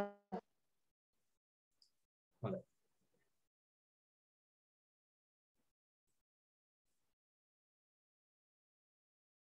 එහෙනම් පුතේ ඔන්න දෙවෙනි එක ලියා ගන්න. දෙවෙනි එක ලියන්න මම හිස්තැනක් එක කියන්නේ හිස්තැන ඔයගොල්ලෝ පුරවන්න ඕන. ඔන්න දෙවෙනි අංකේ දාගන්න මාත් එක්කම ලියා ගන්න. නැවත අහන්න එපා ඈ. මාත් එක්කම ලියන්න. නිවසට හිස්තැනක් නිවසට හිස්තැනක් දාන්න ඉරක් අඳින්න නැත්නම් තිත්පෙලියක් දාන්න නිවසට හිස්තැනක් දිශාවෙන් රෝහල පිහිටා ඇත. දෙවෙනි එක මොකද්ද? නිවසට හිස්තැනක් දිශාවෙන් රෝහල පිහිටා ඇත. මොන දිශාවෙන්ද? උත්තරේ දාන්න දැන්. මොන දිශාවෙන්ද? දකුණු දිශාවෙන්. දකුණු දකුණු දිශාවෙන්. දිශාව. ඔයාලම හිස්තැන පුරව ගන්න. නිවසට හිස්තැනක් දිශාවෙන් රෝහල පිහිටා ඇත. නාපු ලියන්න පුළුවන් නිවසට දකුණු දිශාවෙන් රෝහල පිහිටා ඇත. ඊළඟ එක.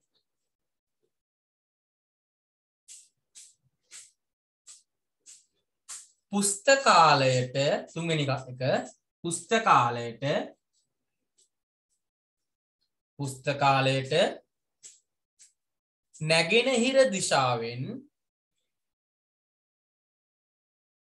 පුස්තකාලයට නැගෙනහිර දිශාවෙන්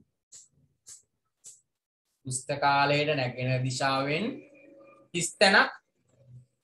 හිස්තැනක් හා ආයිත් හිස්තැනක් පුස්තකාලයට නැගෙනහිර දිශාවෙන් හිස්තැනක් දැම්ම හා දැම්ම ආයි හිස්තැනක් දැම්ම පිහිටා ඇත. පුස්තකාලයට නැගෙනහිර දිශාවෙන් හිස්තැනක් හා හිස්තැනක් පිහිටා ඇත. පොතේ හිස්තැන් දෙකක් තියෙනවා. මොනවද උත්තර? නිවස මොකද? පුස්තකාලයට නැත. පිට ඇත. සහලින්ද? නිවස සහ පුස්තකාලයට නැගෙනහිර දිශාවෙන් රෝහල හා පන්සල පිට ඇත. නෑ. පුස්තකාලයට නැගෙනහිර දිශාවෙන් ඉන්නේ නිවසයි ලිඳයි තියෙන්නේ. පුස්තකාලයට නැගෙනහිර දිශාවෙන් නිවස හා ලිඳ පිහිටා ඇත. මෙන්න පුස්තකාලය. පුස්තකාලේ නැගෙනහිර තියෙන නිවසයි ලිඳයි. හරි සර් වැරදුනා. හරි. ඊළඟ එක අවබෝධයෙන් ලියන්න ඕනේ ඈ.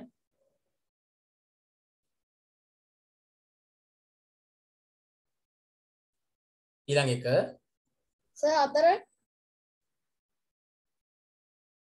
මෙම ලියන්න. පන්සල පිහිටා ඇත්තේ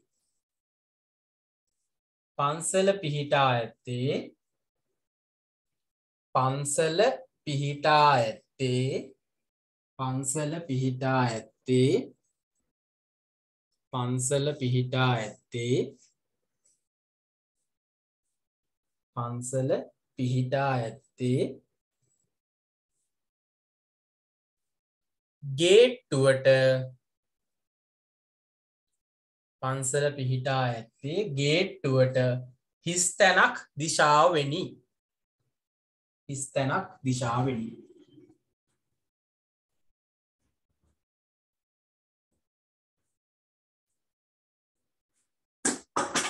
ආපහු කියන්න පුළුවන්ද?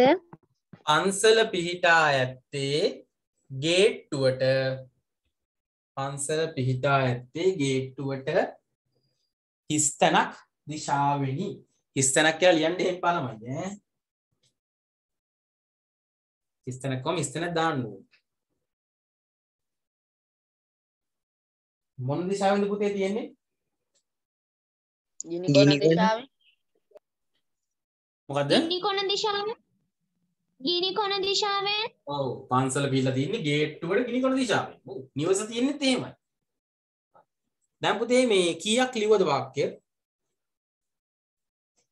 4යි. දැන් ඕගොල්ලෝ 4ක් ලිව්වා. දැන් ඊට පස්සේ ඕගොල්ලෝන්ට කැමති වාක්‍ය 6ක් ලියන්න ඉඩ තියාගන්න සාමාන්‍ය 10ක් වෙන්න. ඔයාලට තව ලියන්න පුළුවන්. මොනවද ලියන්න පුළුවන්? නිවසට ඊසාන දෙසින් බස් නැවතුම පිහිටා ඇත.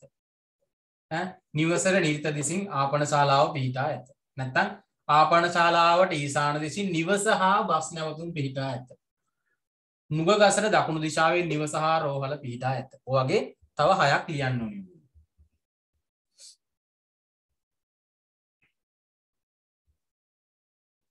ඔය වගේ අපිට තව 6ක් ලියන්න ඕනේ chance එකක් ඉඩ තියෙනවා. දැන් එපා.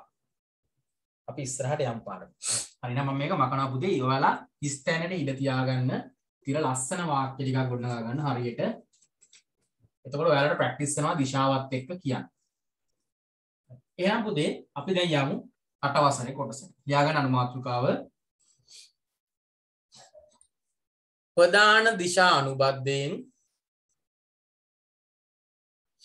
ප්‍රධාන දිශා අනුබද්ධයෙන් ප්‍රධාන දිශා අනුබද්ධයෙන් නිශ්චිත ස්ථානයක සිට ප්‍රධාන දිශා අනුබද්ධයෙන්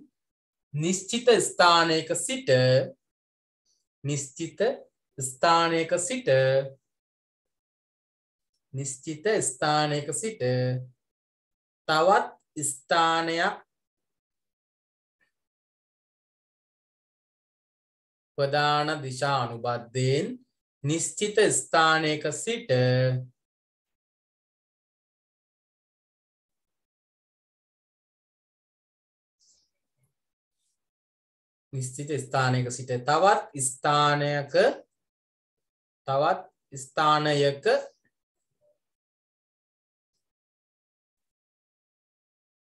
තවත් ස්ථානයක පිහිටන දිශාව සෙවීම ප්‍රධාන දිශා අනුබද්ධයෙන් නිශ්චිත ස්ථානයක සිට තවත් ස්ථානයක පිහිටන දිශාව සෙවීම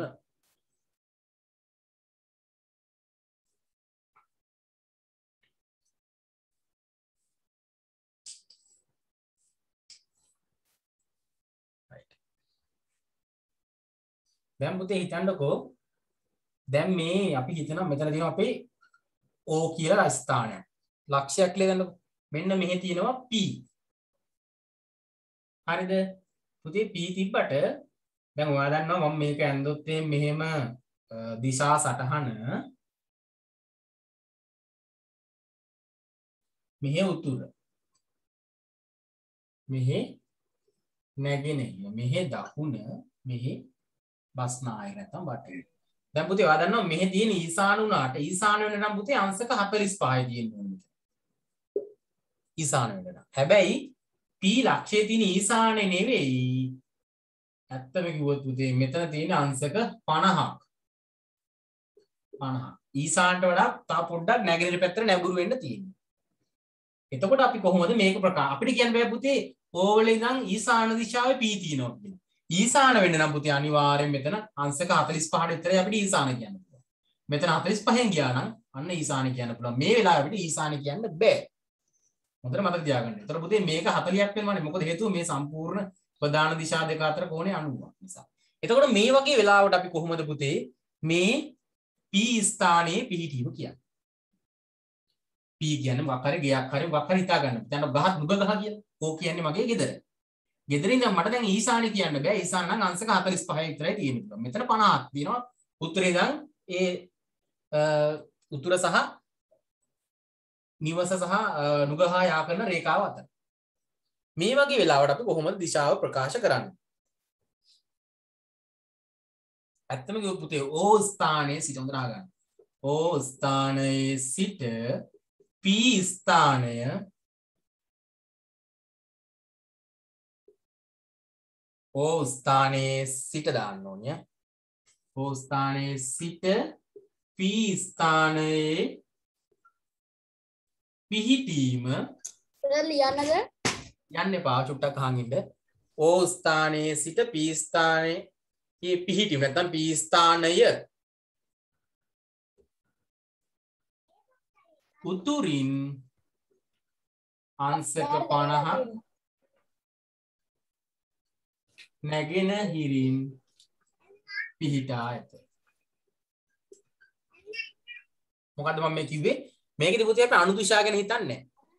O ස්ථානයේ ඉඳන් මගේ P ස්ථානය හඳුන්වන්න දන්නේ. O ස්ථානයේ සිට නිශ්ශබ්ද වෙන්න. O ස්ථානයේ සිට P ස්ථානයේ පිහිටීම නැත්නම් P ස්ථානය කියලා ලියමු. P ස්ථානය කියලා ලියමු. P ස්ථානය උතුරින් අංශක 50ක් නැගෙනහිරින් පිහිටා ඇත. මොකද්ද?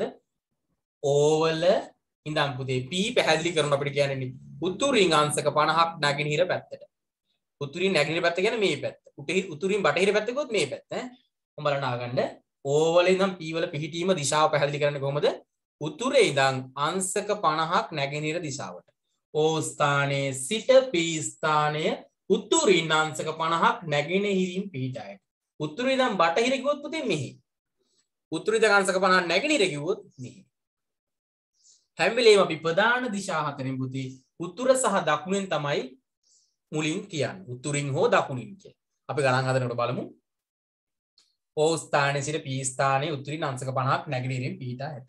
මේක පුතේ අපිට මෙහෙම කෙටියෙන් ලියන්න පුළුවන්. උතුරට උයන්න තියෙනවනේ. ඔය කිව්ව පැහැදිලි කිරීම අපිට මෙහෙම කෙටියෙන් ලියන්න පුළුවන්. උතුරින් අංශක 50ක් නැගෙනහිරට. මේ කතාවම කියවෙනවා. O ස්ථානයේ සිට P ස්ථානයේ පිහිටීම P ස්ථානයේ උතුරින් අංශක 50ක් නැගෙනහිරින් කියන එක උතුරින් අංශක 50ක් නැගෙනහිරට කියලා කියවෙනවා. නැත්නම් අපිට පුළුවන් ඉංග්‍රීසි අකුර දාන්න. උතුර කියන්නේ north, east, south, west නේ. උතුරින් n 50ක් east. ඔන්න පිහිටින් පැහැදිලි දිශාව පැහැදිලි කිරීම. එතකොට අනු දිශා ගැන අපි හිතන්නේ නැහැ. ප්‍රධාන දිශා අනුබද්ධය. උතුරින් අංශක 50ක් නැගෙනහිර දිශාවට. මේ 40 අවශ්‍ය නැහැ. මම මේක දැන් මේ වඩ පැහැදිලි වෙන්න මෙතන 90යි කියලා. උතුරින් 50ක්. හරි. මේ chart එක දාගමු පුතේ මම කියන්නේ. ඔයාලට එකක් දෙයක් කරනකොට පැහැදිලි වෙයි. දැන්ට ටිකක් අවුල් වගේ දැනනකොට බය වෙන්න එපා. ගානක් දෙකක් හදනකොට පැහැදිලි වෙයි. O ස්ථානයේ සිට P ස්ථානය උතුරින් අංශක 50ක් නැගෙනහිරින් පිහිටා ඇත. නැගෙනහිරින් නැත නැගෙනහිර දිශාවෙන් දැන් රූපය අඳින්න. ඔව් රූපය ඇඳලා ලියමු.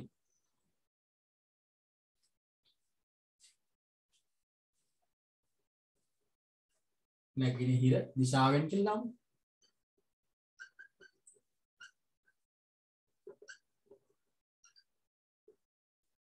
O ස්ථානයේ සිට P ස්ථානයේ උතුරින් අංශක 50ක් නැගෙනහිර දිශාවෙන් පිහිටා ඇත. උතුරින් අංශක 50ක් නැගෙනහිර. පැහැදිලි ලේසි පැහැදිලි කරන්න.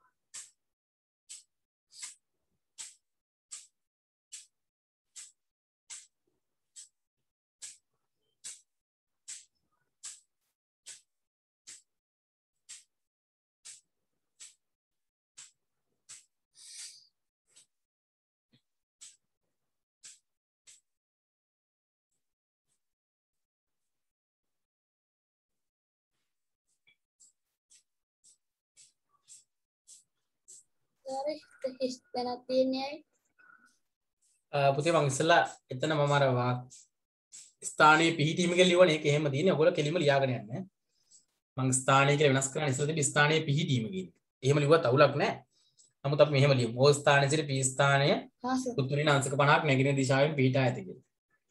එතන ස්ථානක් නැහැ.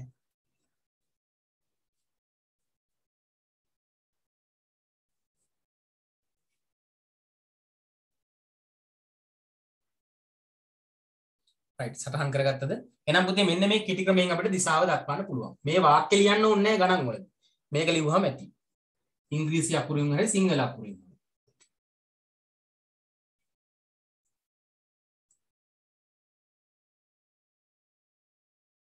ඔයාලා ඉංග්‍රීසි වර්ඩ් ඉංග්‍රීසි අකුරු දාලා හැදුවත් ඔයාලා ලිව්වත් ගණන් ලකුණු හම්බෙනවා නේ. මොකද මේක පුතේ හරි සම්මත ක්‍රමයේ ඉංග්‍රීසි වලින් නේ තියෙන්නේ. කියන්නේ මේවා සම්මත ක්‍රම ඉංග්‍රීසි වලින් නිරූපණය කරලා තියෙන්නේ. sorry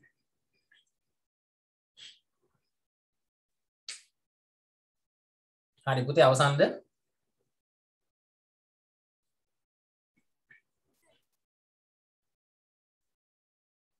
right දැන් අපි sorry Q බලමු පුතේ. මම දැන් Q කියලා තවත් ලක්ෂයක් ගන්නවා. මේක මකමු. දැන් පුතේ මගේ Q තියෙන්නේ හොඳට බලන්න. මගේ Q තියෙන පුතේ මෙන්න මෙහි. ඔයාලට තේරෙනවා A කොහෙද මේ?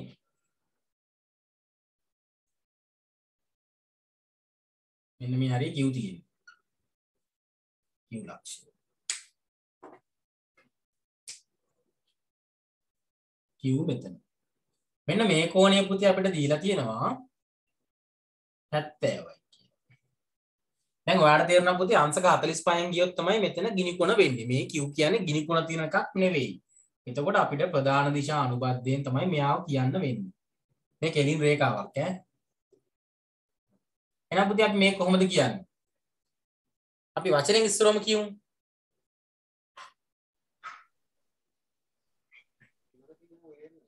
O ස්ථානයේ සිට Q ස්ථානයට දකුණින් අංශක 70ක් දිශාවෙන් Q පිහිටා ඇත. අන්න හරි. කතාව කියුණා නේද? බලමුකෝ අපි. O ස්ථානයේ සිට O ස්ථානයේ සිට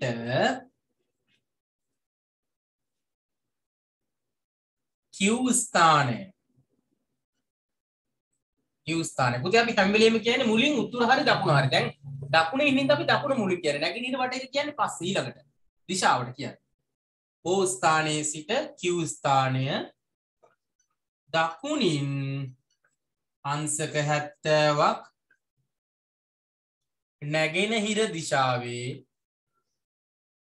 නැගෙනහිර දිශාවේ පිහිටයි. මොකද්ද? O ස්ථානයේ සිට Q ස්ථානය දකුණින් අංශක 70ක් නැගෙනහිර දිශාවේ පිහිටයි. දකුණින් අංශක 70ක් නැගෙනහිර. පුතේ දකුණින් අංශක 70ක් මෙහි දකුණින් අංශක 70 බටහිරට කිව්වොත් මේ පැත්ත. දැන් තියෙන්නේ නැගෙනහිර පැත්තේනේ. මේක අපි කෙටි ක්‍රමයෙන් කොහොමද ලියන්නේ? මුලින් දකුණ ලියුවත් දායන්න. අංශක කීයක්ද? 70ක්. කොහෙටද? නැගෙනහිරට. නෑ. 70 නෑ. 70 නෑ. දකුණ 70ක් නැගෙනහිර. එහෙනම් අපි කොහොමද මේක පුතේ ඉංග්‍රීසි අකුරින් ලියන්නේ? දකුණ south 70යි නැගෙනහිරට east. දකුණින් 70ක් නැගෙනහිරට. හරි ලේසි පහසුයි. හරි. දෙවෙනි රූප සටහන. නැවත අලුත් රූපයක් ඇඳලා මේක ලිව්වා මේක ලියන්න.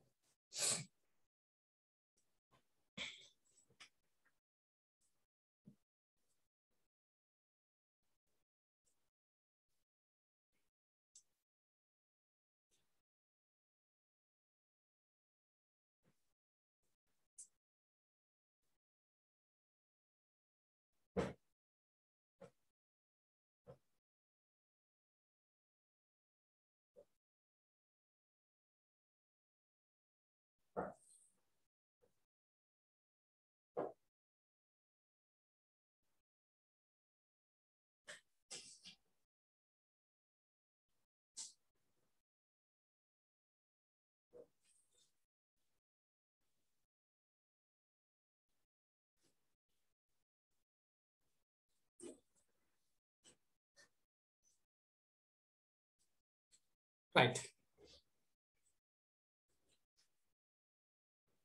පොඩ්ඩක් ඉන්න.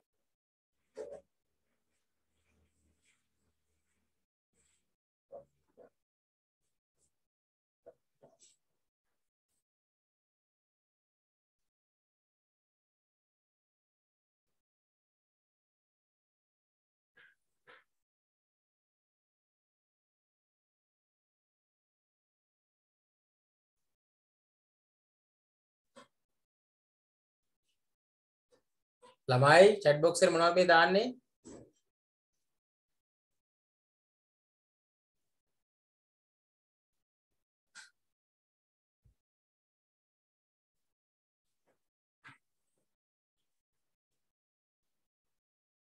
ඔයාලා ප්‍රශ්නයක් අහන්නයි සහ ඒවට තමයි chat box එක තියෙන්නේ. වෙන වෙන ඒවා බෑ යාළුවන්ට කියන්න අරව මේවා බෑ. මේ ක්ලාස් එකේ බෑ.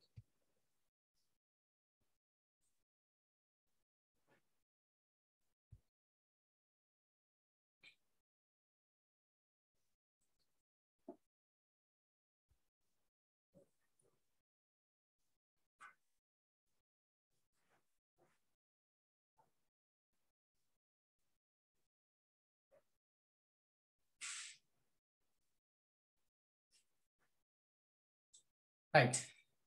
අපි නම් තව එකකට යමු. පුතේ තුන්වෙනි උදාහරණය. යමු බලමු තුන්වෙනි උදාහරණය. මෙන්න පුතේ උතුර දකුණ නැගෙනහිර දැන් පුතේ මගේ O ලක්ෂය මෙතන. O වල ඉඳන් පුතේ මගේ ඉන්න මෙන්න මේ කෙනෙක් කවුද? R. මෙතන පුතේ අංශක 20යි. මට R වල පිහිටීම කියා ගන්න ඕනේ. කොහොමද කියන්නේ? බලමු වචනෙන් ඉස්සරහම ලියමු. O ස්ථානයේ සිට R ස්ථානය උතුරින් අංශක 20ක් නැගෙනහිර දිශාවේ පිහිටයි. බටහිර දිශාවේ පිහිටයි. අන්න හරි. ඉස්සරහම පුතේ අපි කියන්නේ උතුර හරි දකුණ හරි. දැන් මේකෙදි කියනෝනේ උතුර. උතුරින් අංශක 20ක් බටහිර. ඇයි බටහිර ගත්තේ මේ පැත්ත බටහිර පැත්ත. උතුරින් අංශක 20ක් නැගෙනහිර ගියොත් මෙහි. උතුරින් අංශක 20ක් බටහිර දිශාවේ නැත්නම් දිශාවේ පිහිටයි. අපි කොහොමද ලියන්නේ ඔක කෙටියෙන්?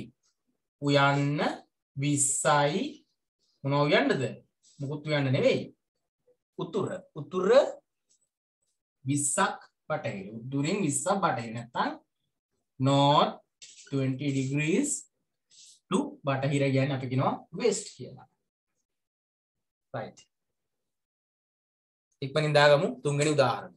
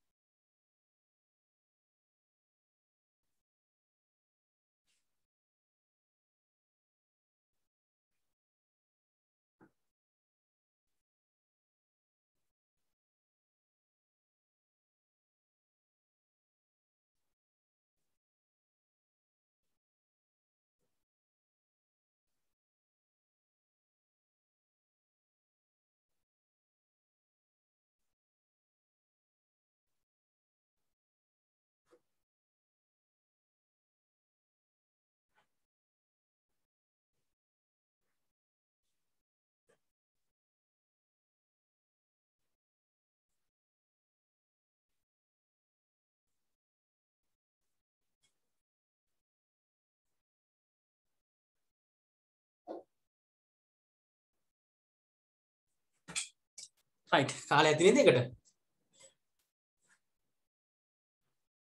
හරි. පුතේ අපි තවත් එකක් බලමු.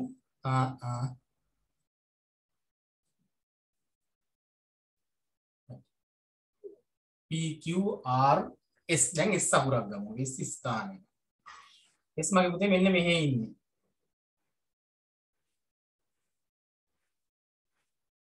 මෙතන S ඉන්නවා.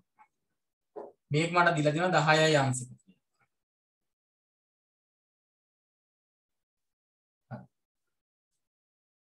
පුතේ මට S වල පිහිටීම කියන්නකෝ.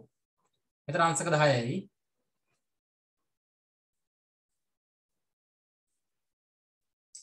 අංශක 10යි. කාටද කියන්න පුළුවන් S වල පිහිටීම? O ස්ථානයේ සිට S ස්ථානය දකුණින් අංශක 80ක් බටහිර දිශාවෙන් පිහිටයි. ඇයි යන්නේ 80ක් කිව්වේ මම 10යි කියලා දුන්නේ. එවනස අනුපත්ත ඒවයි මනින්නේ මේ උතුරෙන් හරි දකුණෙන් හරි විතරයිනේ. අන්න හරි. very good පුතේ. එහෙනම් අපි උතුරෙන් හරි දකුණෙන් හරි තමයි කෝණය කියන්නේ. එහෙනම් මෙන්න මේ කෝණයයි ඕනේ.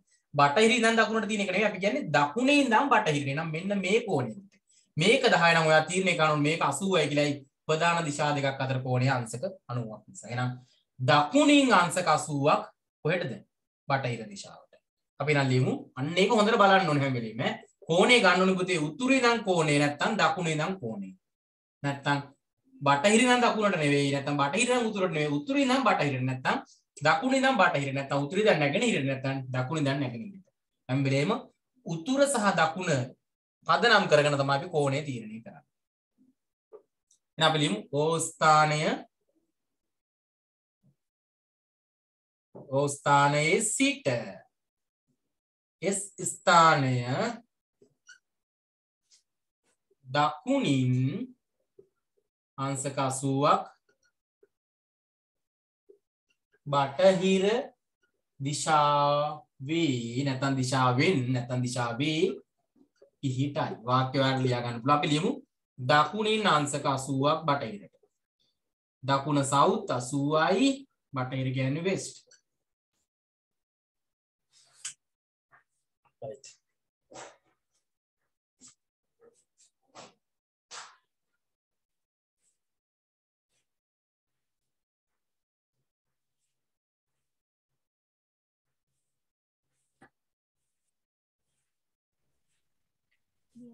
හරිද? ලියා ගන්න සර්. හරිද පුතේ? එතන 80. ඉවර වෙන්නේ කීයටද? ඉවර වෙන්නේ කීයටද? අපි 12 මාර වෙනකොට ඉවර කරනවා. එකමාරයි අපි කරන්නේ සෙන්සුරාදා දවසට.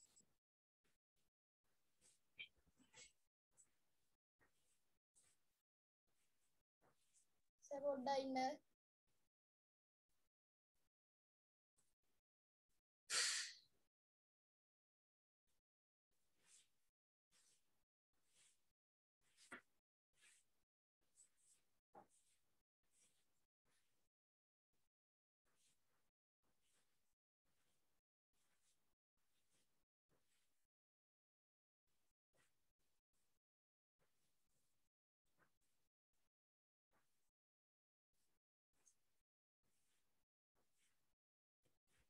හරිද? right ප්‍රශ්නයක් ලියන්න මෙහෙම. ස්ථානයේ සිට O ස්ථානයේ සිට S ස්ථානයේ දකුණින් අංශක 80ක් බටහිර දිශාවේ පිහිටයි. O ස්ථානයේ සිට S ස්ථානය දකුණින් අංශක 80ක් බටහිර දිශාවේ පිහිටයි.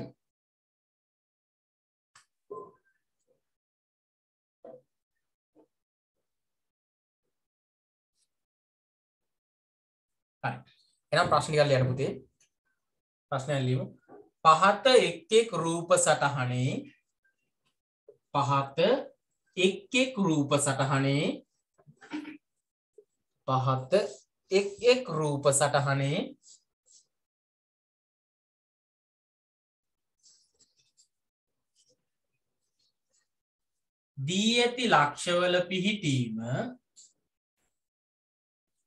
දී ඇති ලක්ෂවල පිහිටීම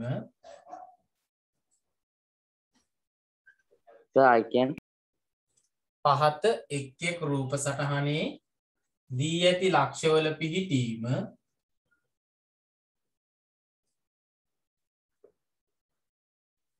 ප්‍රධාන දිශා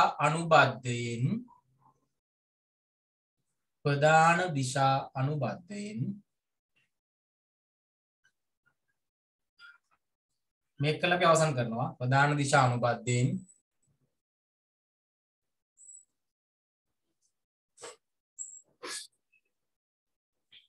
ලියා දක්වන්න.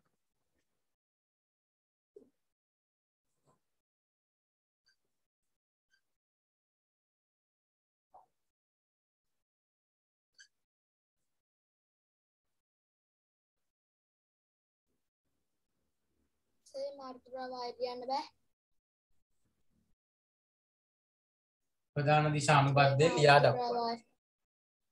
ඔය ටික අඳ ගන්න ඕනේ දැන් අපි. ඔව් මෙන්න පුතේ ප්‍රශ්න 4. මෙන්න පළවෙනි එක. සේ මාර්ගය කියන්න. මෙන්න තුන්වෙනි එක. මෙන්න හතරවෙනි. සර් ඔව් සේ මාර්ගය කියන්න. මාතෘකාව මේක ප්‍රශ්නයක්. පහත එක් රූප සටහනේ දී ඇති ලක්ෂයේ දිශාව කලින් ලියාගත්ත අය හිතන්න එපා මම ප්‍රශ්න වෙනස් වෙන නැති වචනයක් දෙකක් ඒව ගැන හිතන්න එපා. පහත එක් රූප සටහනේ දී ඇති ලක්ෂයේ පිහිටීම නැත්නම් දිශාව දී ඇති ලක්ෂයේ පිහිටීම නැත්නම් දිශාව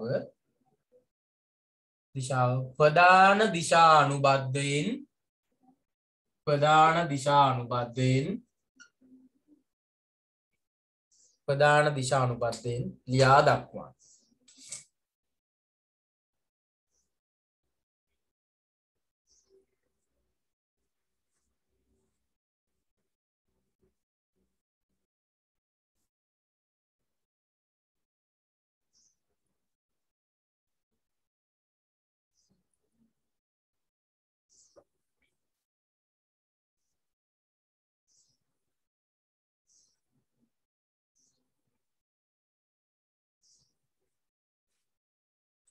පුතේ අර වාක්‍ය ලියන්න ඕනේ කෙලින්ම කෙටි ක්‍රමයෙන් ලිව්වම හරි සංකේතාත්මකව ලිව්වම හරි ඈ.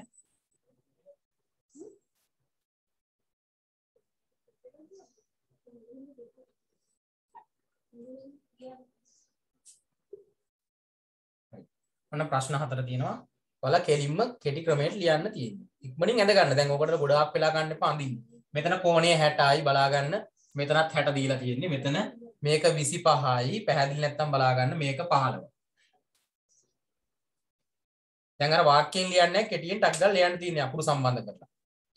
ඉංග්‍රීසි එකත් ලියනවා නම් හොඳයි. සිංහල එක ලියලා ඉංග්‍රීසි අකුරු දාලාත් ලියන්න.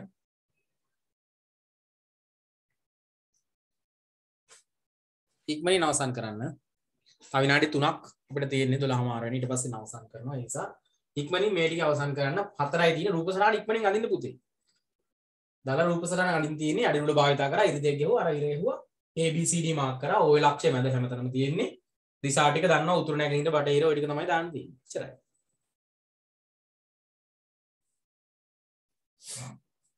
ගණන් 4යි තියෙන්නේ.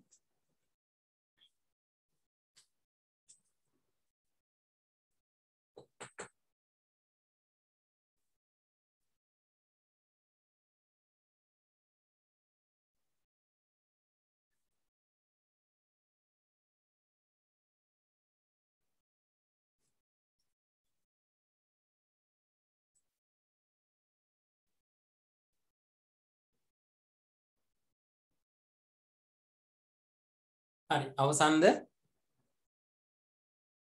නෑ සර්.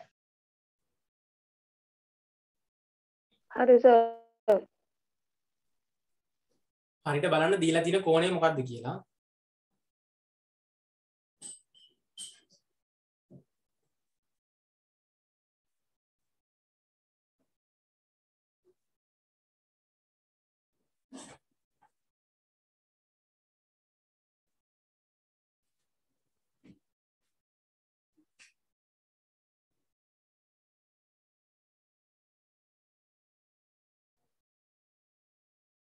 ඉවරයි සර්.